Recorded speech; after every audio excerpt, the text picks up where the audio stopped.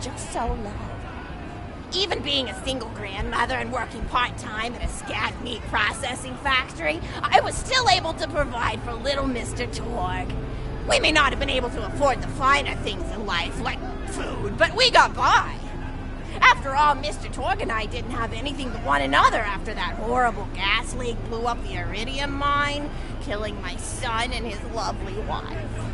From that day onward, my little Mr. Torgue vowed to conquer explosions themselves in an effort to avenge his fallen parents. And, oh man, I forgot what I was talking about. Where was? Oh, right, the blowhole, the apocalypse. So anyway, I was wrestling blowhole to the ground, and I had my bicep curled around his blueberry throat. Blueberry?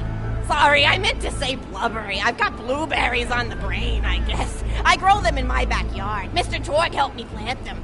Thanks again for that, grandson. I love you, Grandma! Anyway, I have my bicep around his blubbery throat, and Mr. Torgue starts crying because he really likes whale squids, and he doesn't want to see me hurt one. They are the princes of the ocean! So I let the whale go after giving it a punch in the eyeball so he'll remember me, and it swam away into the ocean. And then I had Mr. Torgue drive me to the ice cream parlor. He got me Rocky Road, because Rocky Road's my favorite. I'm extremely partial to the way the marshmallows act like little landmines of flavor amidst the battleground of chocolate. What's your favorite flavor of ice cream? Is it pistachio? I bet it's pistachio. Oh, that reminds me! You'll never guess who I saw today! Pistachio the Amazing! He's a magician who studied under Crazy Earl, so he's got that weird mustache, you know, but I saw him make a rack hive disappear. A whole rack hive! I said to Mr. Torgue, Mr. Torgue, wasn't that amazing? And he said, yes, it was, Grandma. Didn't you say that, high five? You remember saying that? I remember, Grandma! And we stood in line afterward and got his autograph, and I thought I had it somewhere around here, but it's probably in the attic. I really ought to go up there and clean it out one of these days. I have so many little keepsakes up there. You're paying attention, right? Say, what's my favorite flavor of ice cream? Oh, so you are listening. How wonderful. You're an even better listener than my old pet rack, Beasto.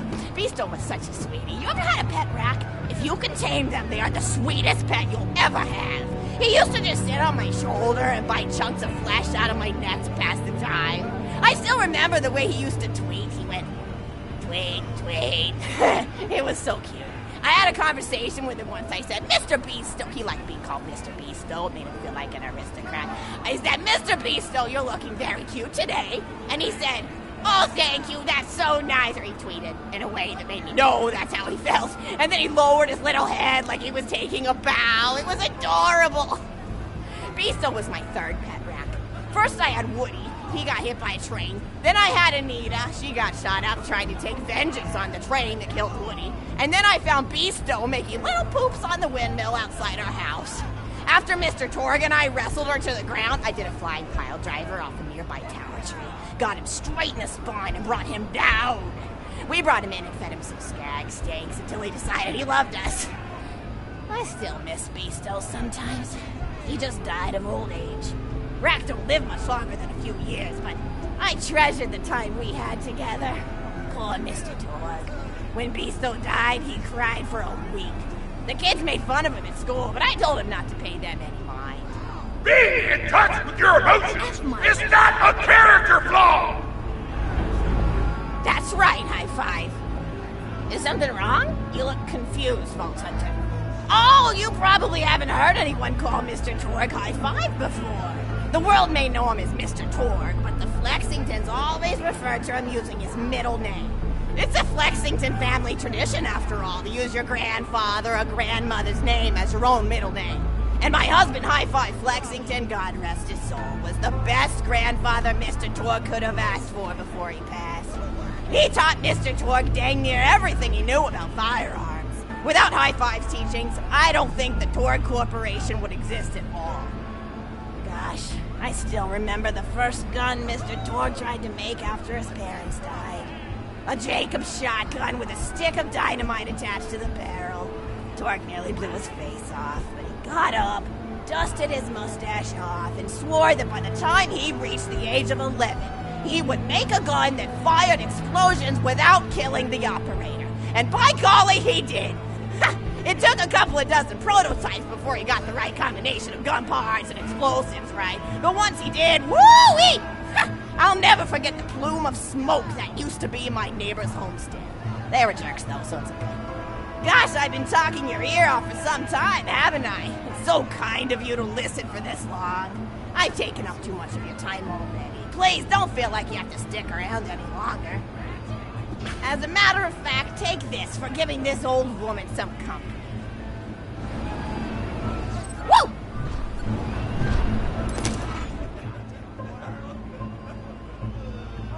You're even more attractive than Mr. Torgue said you were.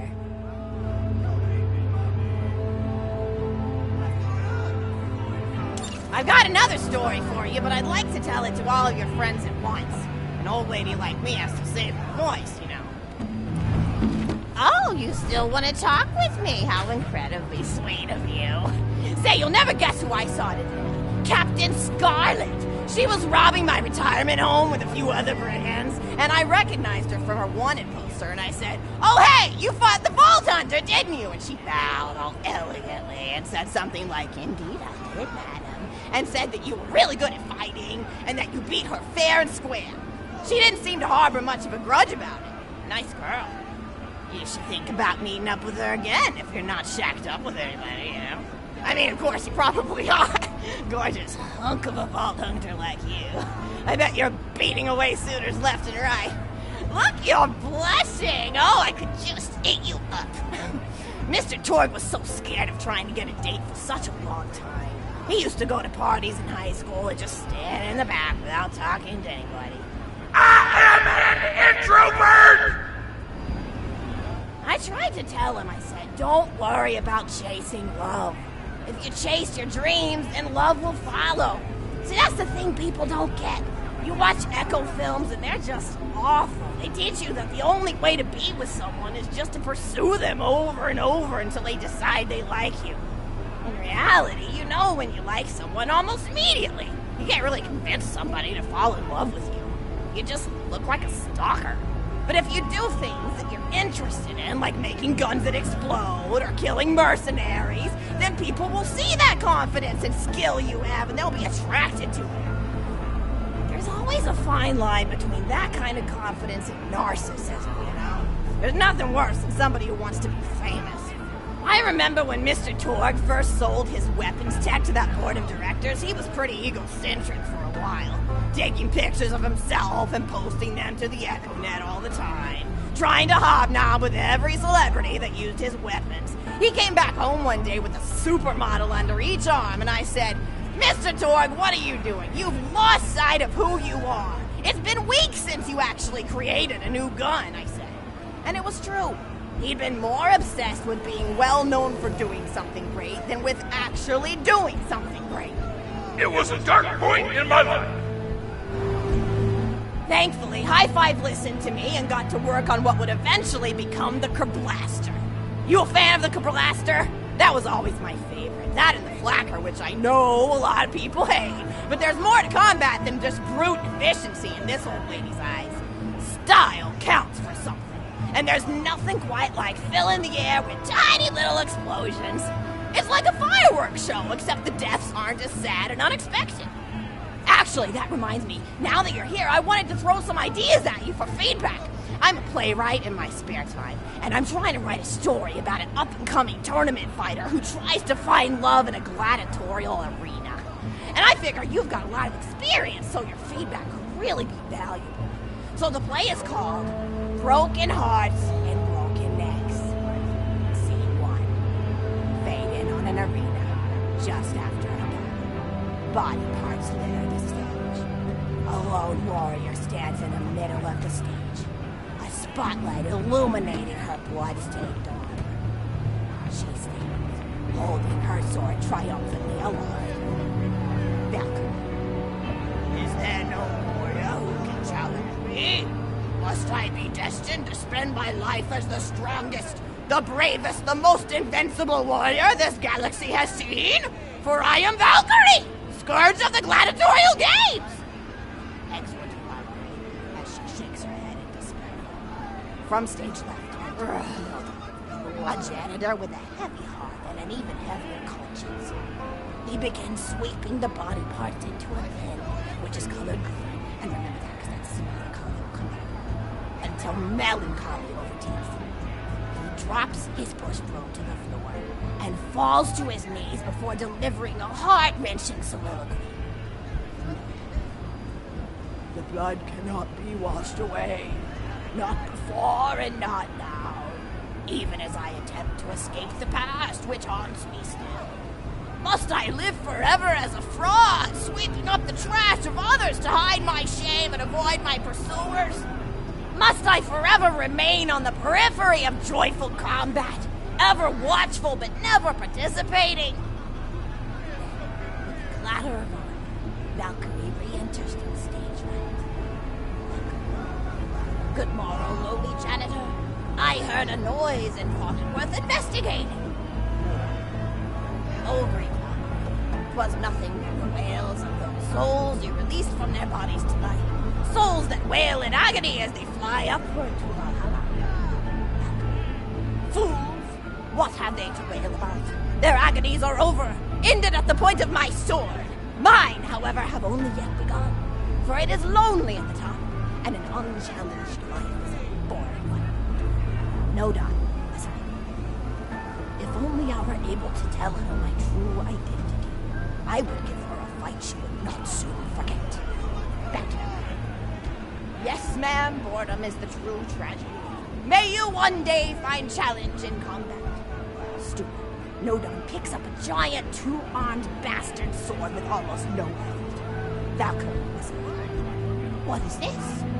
Next one. Stage left. Valkyrie. What strength this janitor possessed? Who is he to pick up a bastard sword with 2 fingers? What hidden power does he hold? What secrets does he keep? I will endeavor to uncover his past in the hopes that our swords may cross in battle. Excellent. Scene 2.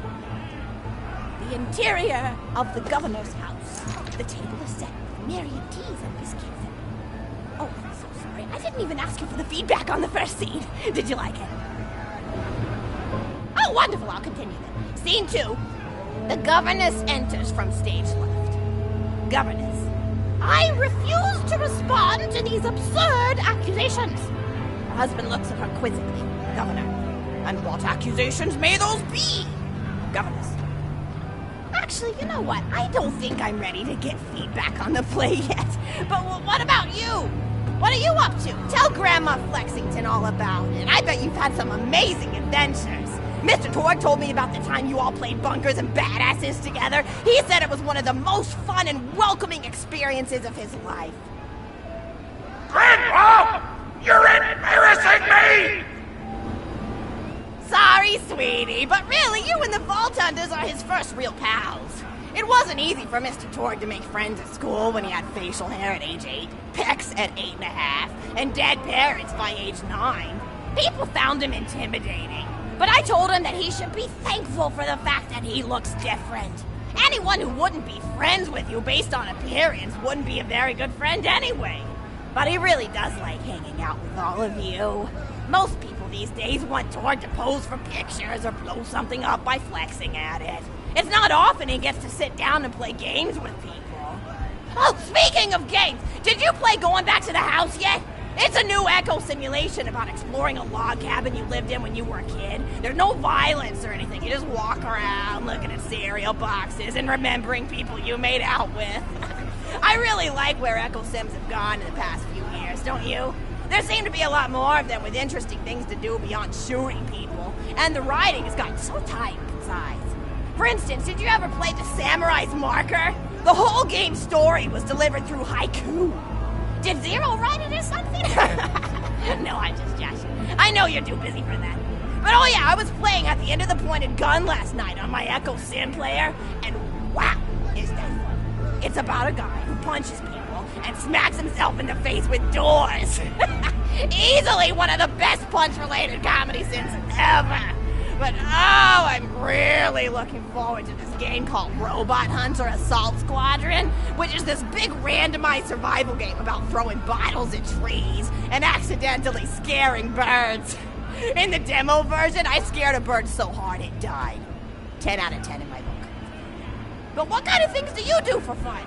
You play any sports? You look like you might be into some of the more extreme stuff, like spine hurdling or psycho head volleyball. I knew an athlete a lot like you when I was younger. Her name was Nijo, and she was especially gifted at the giblet toss. That's an old pastime we had back when I was younger. Idea was you punch a convict, and then see how far you could make their viscera fly across a big field. You got points based on distance and the size of the viscera. She won the final round of the giblet toss championship by getting a left eyeball to cross the 300-meter mark. They said she was juicing with iridium, but I think they were just angry that she dethroned the reigning champ, misogynistic Jeff. People really liked him for some reason. So I'm working on the Hey, third what's your revision favorite of my food? mobile death machine, Mine burgers and I first. sliced my arm on some People look chicken. at you like Not a you're a big cut, pleb or barely something goes when like you say you halfway like into the bone. And burgers, it but occurs just think to of all the me, things I you can could do with jet the them. wound with You an can omni change out the hypo, go back to patty, soldering play the around with the horns on top of toppings, the change what one. sides you have. You ever have a burger with veggie chips? And slice the rest of my Gosh, arm off with I my all but article song. forgot My about dad's fries like, for about a year after I Going discovered the everywhere. veggie 2 chip hours and combo. blood later. And I'm not a Metal vegetarian. farms, strong Those enough to veggie smash packs they concrete. make on the more upper class worlds are crazy good. Better than real meat if you cook it right. Mr. Torgue tried to be vegetarian once after he saw a fluff bear get run over by a truck. How long do you last again? 12 seconds! Barely even finished the word vegetarian before he lunged at a skag chew I was holding in my left hand. Nearly lost a finger. Granted, he's always been partial to skag chews or skag bacon. Don't know why, since I always felt like skags tasted like old tires and vomit. But to each his own. Taste is a funny thing. People say your taste buds get more refined as time goes on, but they actually get worse and worse. So when Mr. Torgue used to refuse vegetables as a kid, it's because he was actually tasting how awful they were. When we old folks eat vegetables, we're only okay with it because we can't taste all the gross vitamins and stuff. Granted, vitamins are what have kept me going for as long as I've been going. You get enough B12 in your system and you can headbutt a freight train without so much as a bruise. That reminds me, I need to get my pills ready for the rest of the week. I have one of those little metal containers split into different sections for each day. It's really helpful. And the sides are sharp enough that I can use it to ward off burglars if I need to. What else do I have to do this week? Probably head to the bazaar, pick up some frozen spider and flanks. Gotta bring my coat, though, because it gets kind of chilly in the freezer section. What else do I need? I need Schwartzman's candy drops. Gosh, those are delicious. They're so smooth and sweet. Just thinking about them, I could go for one right now, couldn't you? Do you think you could go find me one?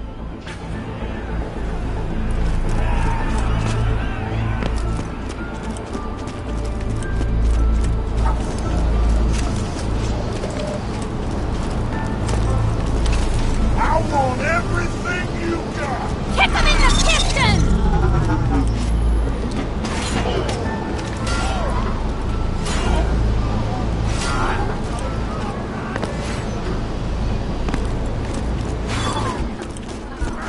Terminated!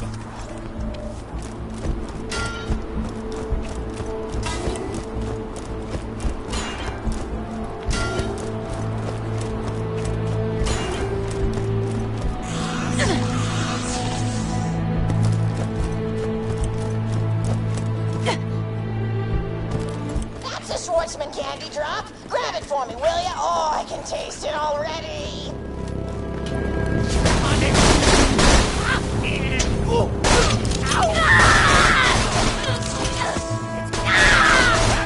Respect the robot! Rain on my shoes. I like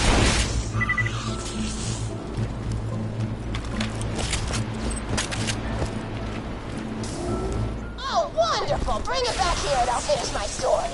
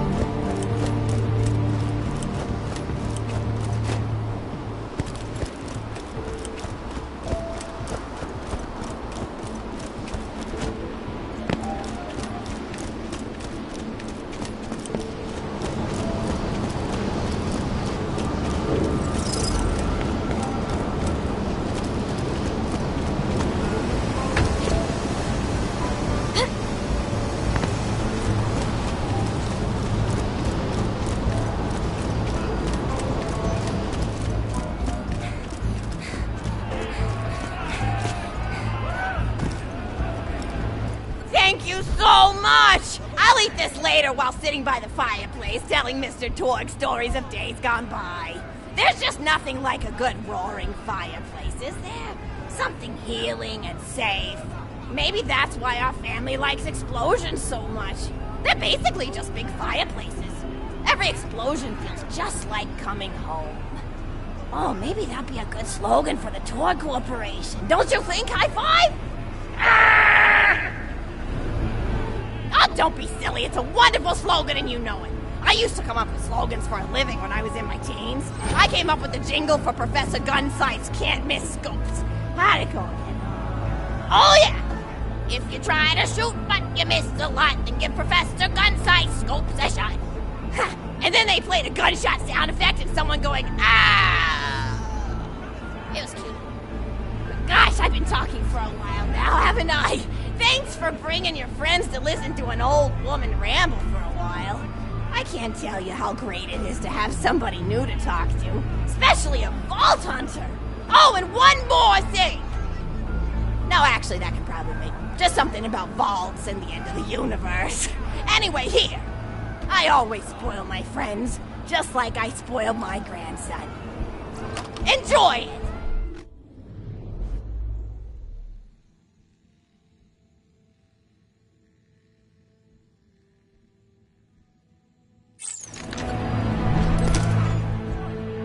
Conversation!